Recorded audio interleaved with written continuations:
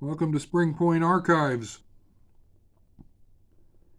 from Rolling Stone Magazine, number 267. Issue date, June 15th, 1978. On page 64, American Grandstand by Dave Marsh. It takes one to know one. It starts with an editor's note. Last issue's column ended with a footnote promising to clarify the protagonist's seemingly ridiculous allegation that he had to make up punk rock. Despite our repugnance at countenancing yet another discussion in these pages, particularly on this page, of this most miserable and malicious substitute for quality music, we are eager to see how the mutant motor mouth manages to squirm his way out of this one. Our apologies to the faint of heart and the easily bored. The editors. Now the main article. My cover having just been blown, I admonish all readers that the events described below, unlike last time all of them are true, took place more than 7 years ago.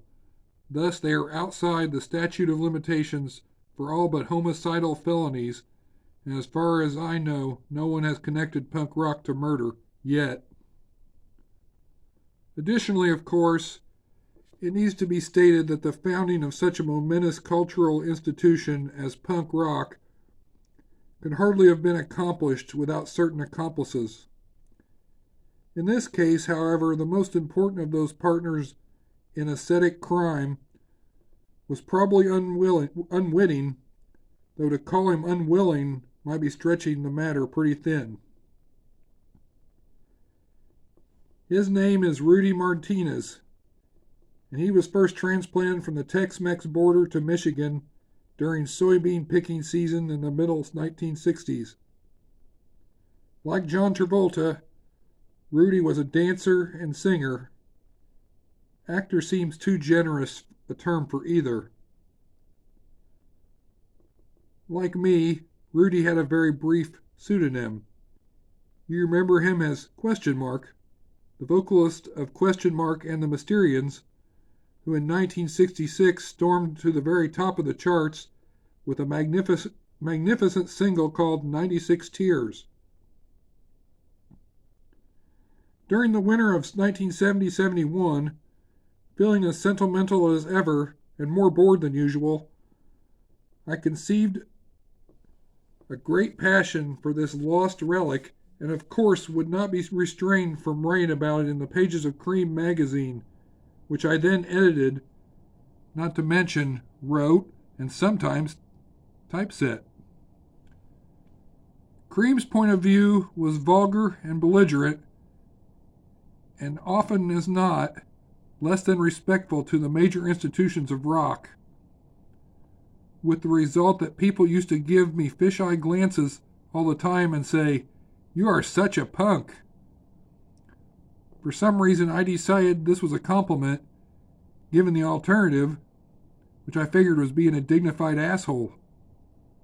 Some would say that I have lately found the best or worst of both worlds.